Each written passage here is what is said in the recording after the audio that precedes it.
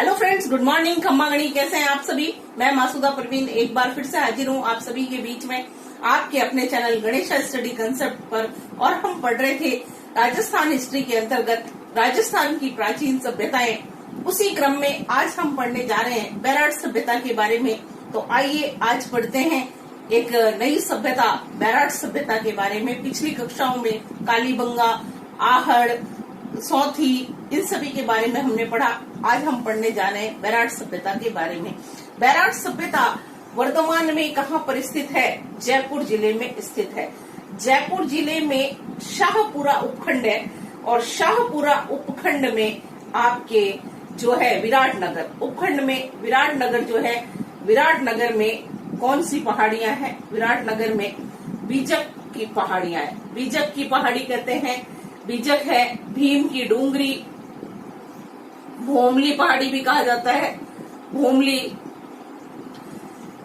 ये जो है पहाड़ियां हैं, इनके किनारे आपके एक नदी है जिसका नाम है बाणगंगा नदी। बाणगंगा नदी के किनारे एक सभ्यता विकसित हुई। उस सभ्यता का नाम क्या है? बेराट सभ्यता। दोस्तों ध्यान से सुनिएगा, जो विराटनगर है इसका सर्वप्रथम उल्लेख, विराटनगर का सर्वप्रथम उल्लेख हमें कहाँ मिलता है? इसका सर्वप्रथम उल्लेख हमें मिलता है महाभारत में। दोस्तों आपने महाभारत पढ़ी होगी या महाभारत सीरियल देखा होगा और सुनी भी होगी। तो उसमें आपने पढ़ा था कि पांडवों को अज्ञातवास मिला था, 12 साल का वनवास था और 13वां वर्ष उनका अज्ञातवास था। पांडवों ने अपना अज्ञातवास कहाँ बिताया था? विराटनगर में। महाभारत जो है एक धार्मिक ग्रंथ है, महाकाव्य है हमारा, जिसकी रचना किसके द्वारा की गई थी? वेद व्यास। भारतीय इतिहास के जनक किसे कहा जाता है? वेद व्यास को कहा जाता है। तो बताया गया कि प्राचीन भारत में कितने जनपद से 16 जनपद थे। उन 16 जनपदों में राजस्थान में 3 महाजनपद थे। उनमें से था एक जो है मत्स्य जनपद, जिसकी राजधानी हुआ करती थी विराटनगरी।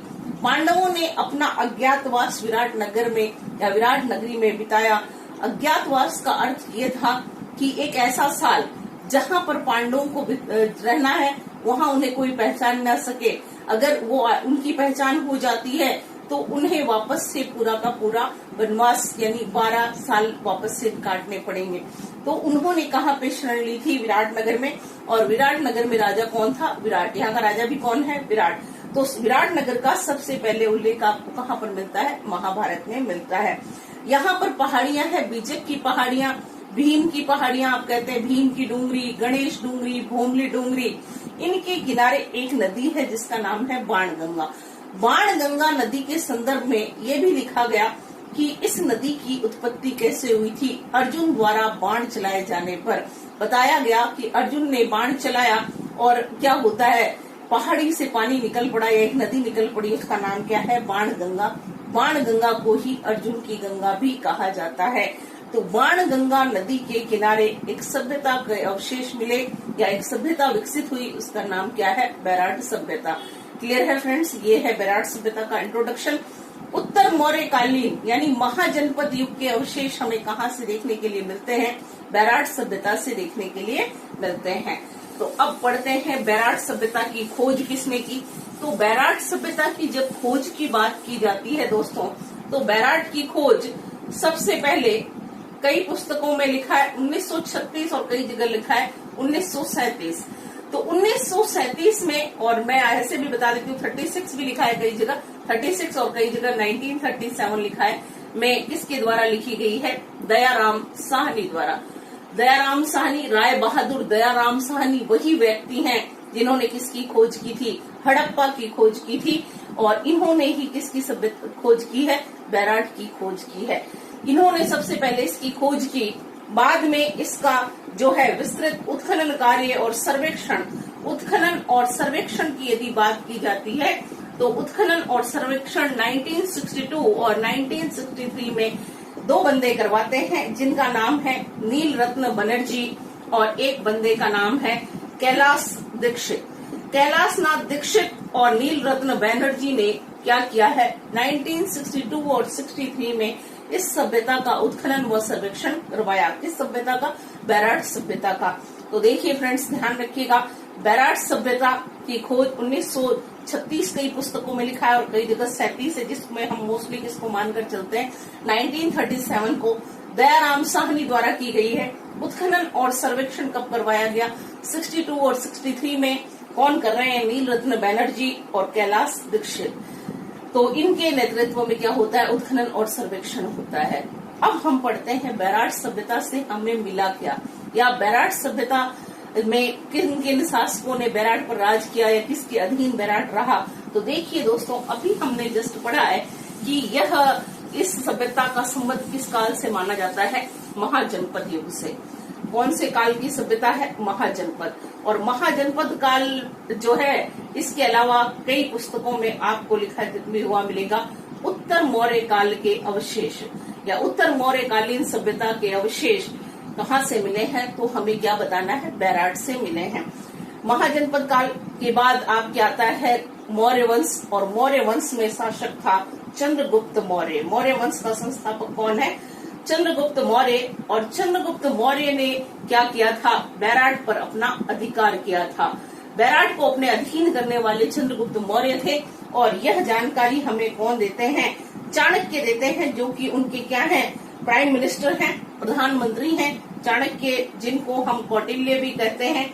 इन्हें हम क्या नाम भी पढ़ते हैं? विष्णुगुप्त।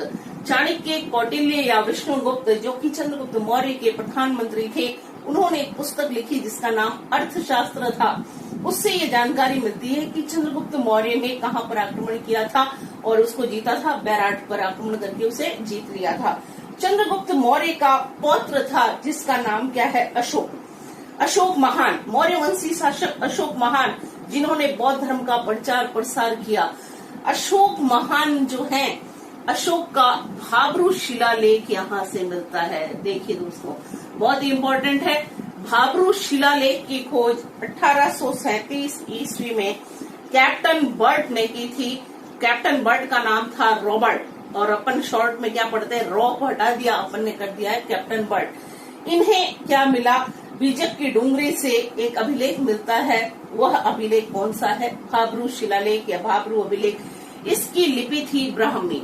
दोस्तों, इंडियन हिस्ट्री जब मैं आपको पढ़ाऊंगी तब पूरी डिटेल में पढ़ाऊंगी कि अशोक के अभिलेख जो हैं, उनकी लिपि थी ब्राह्मी, खरोष्टी और अरमाई। हिंदुस्तान में अशोक के जितने भी अभिलेख मिले हैं वो सारे के सारे कैसे हैं? ब्राह्मी लिपि के, और पाकिस्तान में जो मिलते हैं वो अरमाइक लिपि के मिलते हैं। तो यहाँ जो मिला है वो कैसा है? वो उसकी लिपि कैसी है? ब्राह्मी लिपि है। अब इस अभिलेख में लिखा क्या है या भाब्रू शिलालेख में लिखा क्या है? तो देखिए दोस्तों, भाब्रू शिलालेख के बारे में जब हम पढ़ते हैं तो अभी ये राजस्थान में नहीं है। सबसे पहले मैं आपको बता देती हूँ, भाब्रू शिलालेख यहाँ पर नहीं है। भाब्रू शिलालेख अभी वर्तमान में कहाँ चला गया है? कलकत्ता संग्रहालय में चला गया है। भाब्रू शिलालेख वर्तमान में यदि आपसे पूछा जाए कि कहाँ पर है, तो आपको क्या बताना है कि ये कहाँ है? कलकत्ता संग्रहालय में है। वहाँ पर कलकत्ता में इस संग्रहालय की स्थापना 1904 में लॉर्ड कर्जन के द्वारा की गई। लॉर्ड कर्जन जो कि बंगाल के विभाजन के लिए जिम्मेदार थे। इंडियन हिस्ट्री में नेशनल मूवमेंट में हम पढ़ेंगे बंग भंग किसके द्वारा किया गया था? लॉर्ड कर्जन के द्वारा 1905 में किया गया था। उन्होंने ही 1904 में कलकत्ता संग्रहालय की स्थापना की। वर्तमान में हमारा भाब्रू शिलालेख कहाँ पर है? कलकत्ता संग्रहालय में है। भाब्रू शिलालेख हमें क्या बताता है?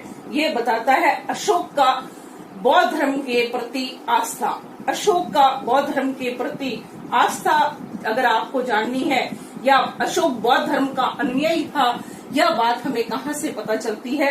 तो फ्रेंड्स, ये बात हमें पता चलती है किस अभिलेख से? भाब्रू शिलालेख, जिसमें अशोक ने अपनी आस्था किसमें प्रकट की है? बुद्ध धम्म व संघ में। अशोक जो है उन्होंने बौद्ध धर्म अपना लिया था। आपको पता है कलिंग का युद्ध होता है। कलिंग के युद्ध के पश्चात अशोक को एक बौद्ध भिक्षु था जिसका नाम क्या था? उपगुप्त। बौद्ध भिक्षु उपगुप्त ने बौद्ध धर्म में दीक्षित किया और उन्होंने बौद्ध धर्म को अपना लिया। और बौद्ध धर्म के त्रिरत्न किसे कहा गया है? बुद्ध धम्म और संघ को कहा गया है। अशोक ने बौद्ध धर्म में अपनी आस्था प्रकट की है, यह जानकारी हमें कहाँ से मिलती है?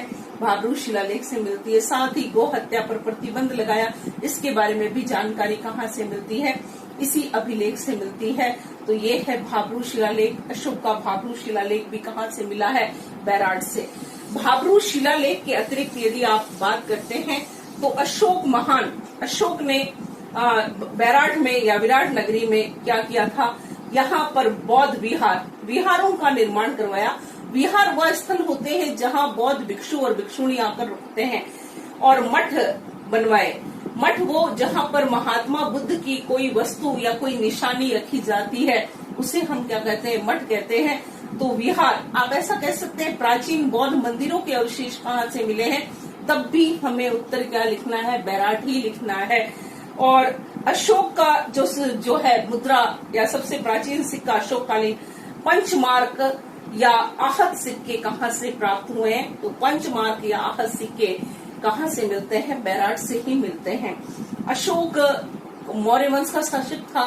मौर्यों के बाद आप पढ़ते हैं शकों का राज हुआ, फिर हम पढ़ते हैं शुंग वंश ने भी राज किया। मौर्यों के जिस बाद शुंग आते हैं, कुषाण आते हैं, हुण आते हैं, कणव आते हैं, काफी सारे लोग आते हैं। तो अशोक के बाद हम पढ़ते हैं कि यहाँ पर हुण शासक जो था मिहिर कुल तोरमाण, हुण शासक मिहिर कुल जो है उसका भी आक्रमण कहाँ पर होता है? तोरमाण जिसको कहा गया, उन्होंने भी यहाँ पर आक्रमण किया था। और यूनानी राजा मिनांडर जो था, ग्रीक रूलर यूनानी राजा जिसका नाम पढ़ते हैं मिनांडर के सिक्के, जिसको आप इंडो ग्रीक कॉइन्स कहते हैं। इंडो मतलब भारतीय, ग्रीक मीन्स यूनानी। इंडो ग्रीक सिक्के जिनकी संख्या कितनी है? 16। इंडो ग्रीक सिक्के या इंडो ग्रीक कॉइन्स जो हैं जिनकी संख्या कितनी है? 16। वह भी हमें कहाँ से मिलते हैं? बैराट से ही मिलते हैं। तो ये आपके यूनानी सिक्के, देखिए मैंने पहले पढ़ाया आपको, तब बताया था कि वहाँ आहड़ में हमें क्या मिल रहा था? सिक्का मिला, वो भी कैसा था? जिसमें एक तरफ यूनानी देवता अपोलो का चित्र है और दूसरी ओर त्रिशूल का चित्र अंकित है। यहाँ पर इंडो ग्रीक सिक्के मिले हैं जिनकी संख्या कितनी है? 16 है, वो यहाँ से मिले हैं। पंचमार्क या आहत सिक्के जो हैं वो सबसे प्राचीन सिक्का जिसको कहा गया, जिसमें 5 मार्क्स थे, पेड़ वगैरह के चिन्ह थे, वृषभ का चिन्ह था, मछली का चित्र अंकित था। 5 सिंबल्स जिस पर मार्क किए हुए थे उसे कहते हैं पंचमार्क, और इसे ही नाम दिया गया आहत सिक्के। वो भी कहाँ से मिलते हैं? यहाँ से मिलते हैं। ये हुआ, तोरमाण ने यहाँ पर आक्रमण किया। मिनांडर के सिक्के हमें कहाँ से मिलते हैं? बैराट से मिलते हैं। फिर देखिए बैराट सभ्यता के बारे में बताते हैं। तो बताया गया कि एक अंग्रेज अधिकारी था, कार्लाइल। अंग्रेज अधिकारी है जिनका नाम क्या है? कार्लाइल। कार्लाइल को भी यहाँ पर जो भीम की डूंगरी है वहां से अशोक का एक और अभिलेख किसको मिल रहा है? अंग्रेज अधिकारी कार्लाइल को मिलता है। अंग्रेज अधिकारी कार्लाइल को कहाँ से मिला है? भीम की डूंगरी से एक अशोक का और अभिलेख मिला है। बैराट की बात हम करते हैं तो यहाँ पर एक भीम लत या भीम तला, लत लिखा हुआ मिलेगा, या भीम तला एक जो है कुंड भी मिलता है। तो ऐसा बताया जाता है कि पांडवों ने जब अपना अज्ञातवास यहाँ पर बिताया था तो जो भीम थे, बताया जाता है कि अपनी पत्नी द्रौपदी के साथ जा रहे थे और द्रौपदी को प्यास लगती है और उस समय पानी नहीं था, तो भीम ने क्या किया? पहाड़ी पर अपना घुटना रखा और उसको प्रेस किया, यानी दबाया, तो वहां से जमीन से पानी निकल पड़ा। और कुछ कहानियों में ऐसा लिखा कि उन्होंने पैर से पुश किया और जब उन्होंने पुश किया तो वहां पर खड्डा हो जाता है और खड्डे से पानी निकल जाता है। तो वो भीम तला कुंड या भीम तला भीमलत कुंड भी कहाँ पर स्थित है? बैराट में ही स्थित है।